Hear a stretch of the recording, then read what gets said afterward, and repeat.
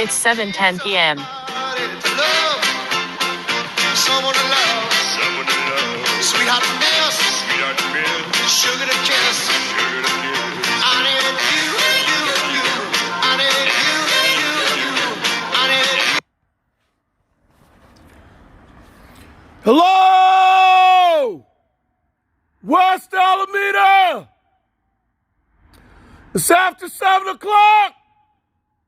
It's time to give a shout out and thank you to all the frontline workers, to the doctors, the nurses, the medical staff, the longshoremen, the bus drivers, the truck drivers, the farm workers, those who work in the stores, those who work in the restaurants, postal employees.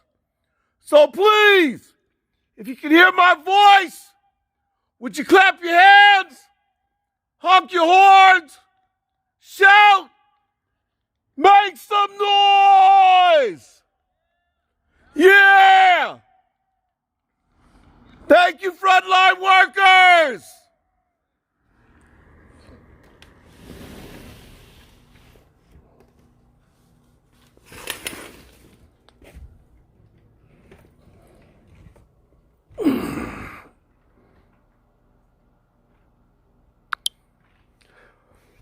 What's going on, y'all? How's everybody doing? So, as always, I do ask you to oh, hold on, y'all. Trying to do this thing. I do ask you to keep in your prayers and your thoughts all those who have died from coronavirus in the world, here in the United States, all those who are tested positive for COVID-19, those who are in the hospital, and people that's in the hospital for other things that don't even have anything to do with COVID-19, because, you know, a lot of people are, indigestion again, y'all. A lot of people are going through physical, emotional, mental things where they have to go into the hospital. Hey, Bella, how you doing? So, people are going through a lot of things. Also ask you to keep in your prayers and thoughts all those who are out there in the snow, in the blizzards and all that other stuff, like back out there in Texas. I have family that lives in Texas. My daughter Chauncey Rollins and Keisha Rollins, and my god sister Tracy and her husband Brian Morrell. So yeah, people who are going through that. You know, I have a sister lives in Little Rock, Arkansas, and they all snowed in, and my granddaughter Devonique out there in Baton Rouge, Louisiana. And I have another granddaughter out there in Washington, D.C. So a lot of people are going through things. And so I would ask you to pray for them, as well as any of your family and friends who might be stuck out there in all that snow and blizzards. And, yeah, you know, people talk about out here in California how we got it bad with earthquakes and forest fires and things. But they got it real bad. So, let me turn this around. Today is day 324. It's February the 18th, 2021. And as of 6:30 p.m., those who have died from coronavirus was 2,454,400. Here in the United States, 505,309. So that was at 6:30. It's like, what, after 7 o'clock, so I'm sure it's a lot more now. Bella, Paulette, how y'all doing? Thank you for coming on here with me. So, you know, I'll be doing a Say Their Names. And today, I want to talk about Francisco SERNA, 73 years old, Bakersfield, California. He was killed by Reagan Selman, Bakersfield Police Department on December the 12th, 2016. Reagan shot him 7 times, which 5 shots actually hit him. And so the crime was, the man's 73 years old. I will be 73 years old in November. God help me that I don't get dementia. You know, if this is, inshallah, the will of God, the will of Allah, that I would be having dementia at 73, I would hope that I won't end up going out like this. But evidently, so what happened was Francisco had been diagnosed as having dementia like almost a year and a half before. So I guess he was like maybe 71. And he, diagnosed with dementia. And he was walking, he left the house around midnight. He was walking through his own neighborhood right outside, actually it was across the street from his house. And the people across the street did not recognize him and know who he was. And he walked up to one of the neighbors and asked the neighbor who she was. So you remember now with dementia, you don't be knowing nobody. You don't remember nothing like that, And so, and he asked her, again, y'all, when I tell you these are things that I read on Google and what I see on YouTube, okay? So the woman went in the house, told her husband called the police.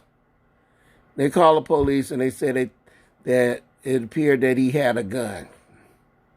So I'm going to play this for you right here. Let you see it.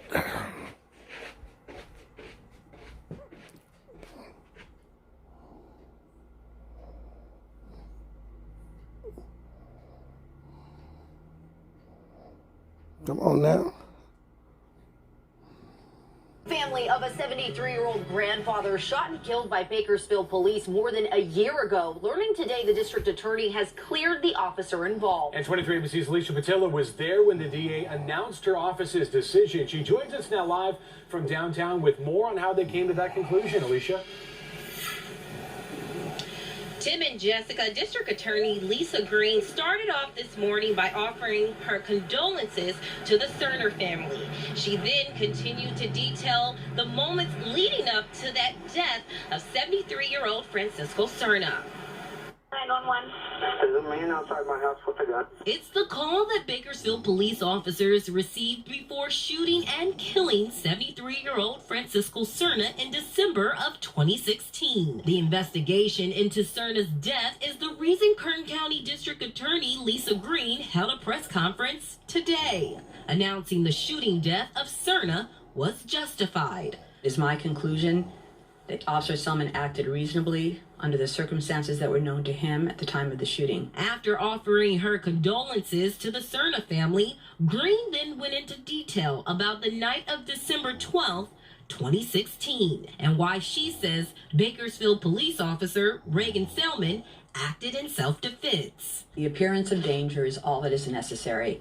Actual danger is not. SERNA was diagnosed with dementia 18 months prior to the shooting.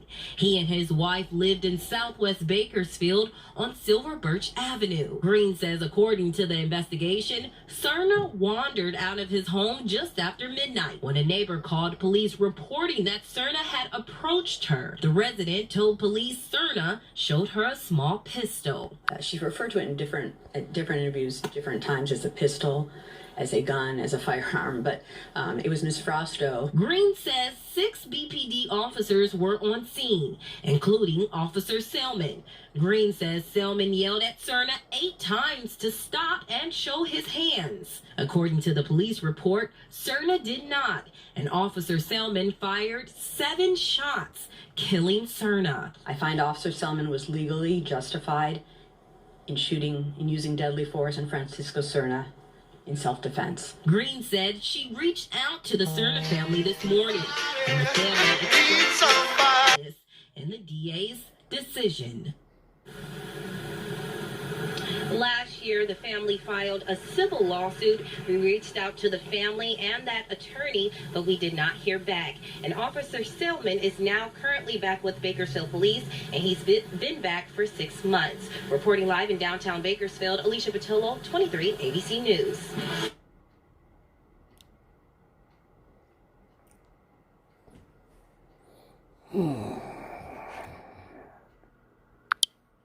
Okay, so, all right. So you heard that. You have to come to your own conclusions. I did some more research after I looked at it, and there was a lawsuit filed, and the city of Bakersfield was ordered to pay the SERNA family $400,000. But now here's the cold part if you think about it. Part of the stipulation of the lawsuit was that neither party, the SERNAs or the city of Bakersfield, was allowed to discuss the case. That's number one. Number two, and this is the worst part, both parties had to pay their own attorney fees. So first of all, the city of Bakersfield got to pay their own attorney fee. They're going to have the money to do that. The SERNA family, $400,000, that's not even $500,000. That's not even $1 million. That's nothing. And when you figure out how much lawyers, because lawyers get paid by the hour, they get paid for every little piece of paper that they type up, all that other stuff. So I'm sure the SERNA family did not get anywhere close to $400,000. I don't even think they got even close to $200,000. I believe that, what is it, half or 1/3?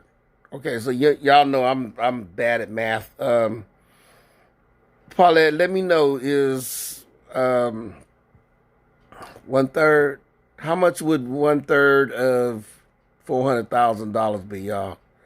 I don't know, but I'm sure that's what the attorney's fees cost. So, and this is not about the money. It's about the fact that this man had dementia. And that's scary to me. At 72, I'll be 73 in November. God forbid, please don't let me get dementia and wander outside of my house. 133,000. So out of 400,000, that's how much the SERNA family got. Okay, so that's messed up. I mean, the city of Bakersfield should, at the very least, have paid for the attorney fees for the SERNA family. But, you know, all of these cases that we talk about, the police department or the city of the police department, they always end up having to pay the family's money.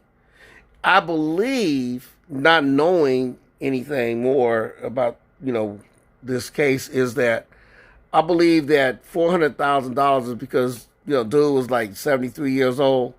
And so they figure, well, he didn't have that much longer to live. So $400,000 is what the rest of his life was worth. Even though that means that their family had to pay it. But yeah, it's, and the district attorney said that under California law, they're justified if they feel like their life is in danger.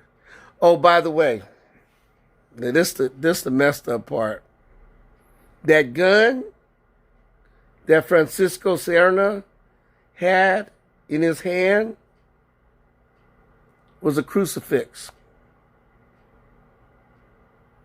Now, I don't know how big the crucifix was. I don't know if it was like a rosary, this is a crucifix. And I don't know if it was a rosary, like, a big size rosary, or it was I don't know. I mean, if it was a big crucifix, maybe the neighbor would have thought it was a gun. I don't know. I honestly don't know. But That man was killed. He was a grandfather. He was a great-grandfather. I'm a grandfather. 34 grandchildren, and I'm a great-grandfather. I got 9 great-grands. So, when every night I go look on Google and I go look to see, whose name I can say their name and bring him up. And when I saw him, I was like, okay, 73 years old. That's my age. Like I said, I will be 73 in November.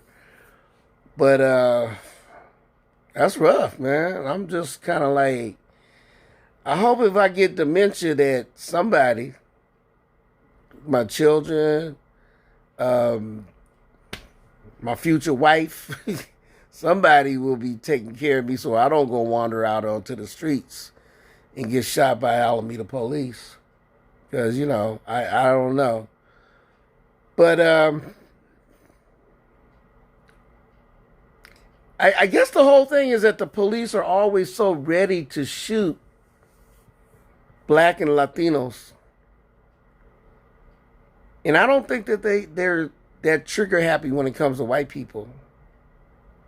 They wasn't trigger happy on January 6th. I mean, them white boys was coming out there ready to fight. They was looking to fight. And that was a time when the police could say, well, we was in fear of our life. If you're in fear of your life with 10,000 redneck cracker, conservative, Republican, Confederate, Ku Klux Klan, neo-Nazi, fascist, Trumpicans charging you and you don't shoot, well, what the hell is fear for your life? But that's another story. But anyway, y'all.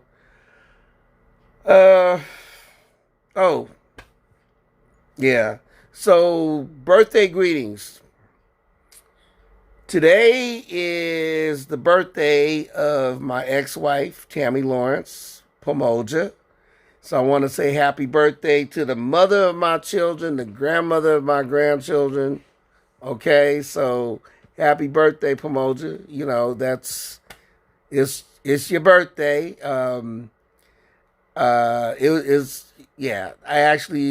Today I was on the Zoom with her and my daughters and my niece, and it was good. It was good. My daughter out there in Ireland, and so it was good. We were talking, so it was really good. So, Pomoja, happy birthday to you, okay?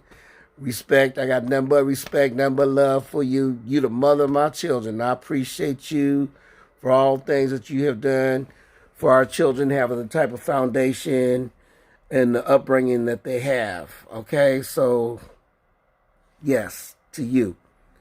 It's also TJ Rodas. It's his birthday. TJ was a student at Chipman Middle School. He was in the drum line. He was one of my best drummers. Hey, Cruz, what's up? He's one of my best drummers, and today's his birthday. So, TJ, Mabuhay, Maligayan, Karawan, happy birthday to you. Nephew, Pamunkin. I don't know how to say nephew. All right, never mind. But I guess I'd do better and say it in Spanish. Sobrino. Feliz cumpleaños, mi sobrino. Okay, I get the Spanish good. I can't always get the Filipino words right. But happy birthday to you. And so, let me give that shout out. And I'm going to say their names. As always, I say the names of Breonna Taylor, George Floyd, Ahmaud Arbery. I recently added Ayanna Jones.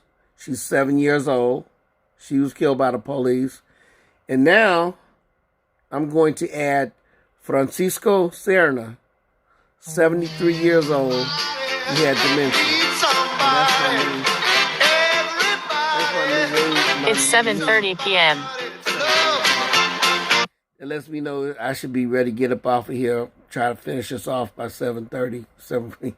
Okay, so hey, you know, those are the names I'll be saying on a regular basis now.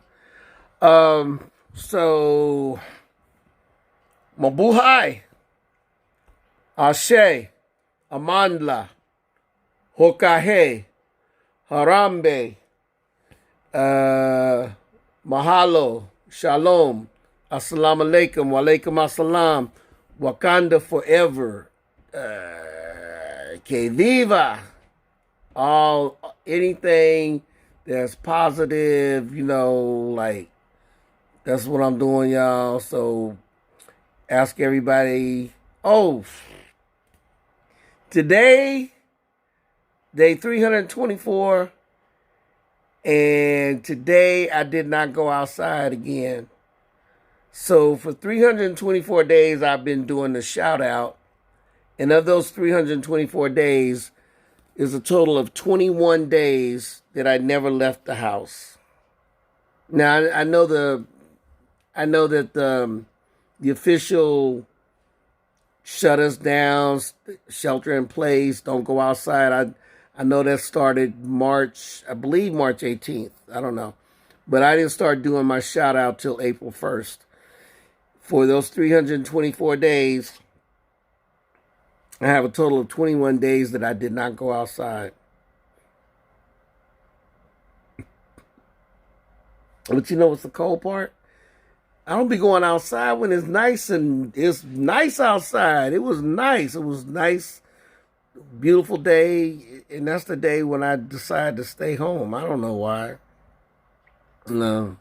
But anyway, y'all, wear a mask. Stay safe, stay strong. I wear my mask. Oh, hey, I finally got that little haircut. My daughter did my hair. I got indigestion.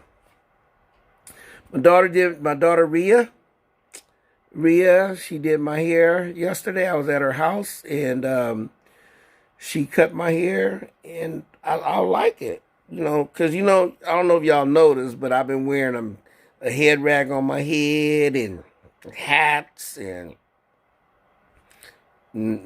mask and all kind of stuff, because my hair just got so long and unruly and just ugly. Not that I'm still ugly, but at least I'm ugly with not a lot of hair on top of my head. Just, it's cut down, but I actually like it. And I think my daughter did a good job. So here's to you, my daughter, Rhea Zenobia. Thank you very much. So, everybody, please, again, wear your mask. Stay safe out there. And I don't know what's going to happen, because it just keeps going up. Tomorrow, it'll be something else more. I don't know, y'all. I'm up out of here, everybody. I'm gone. One love, peace.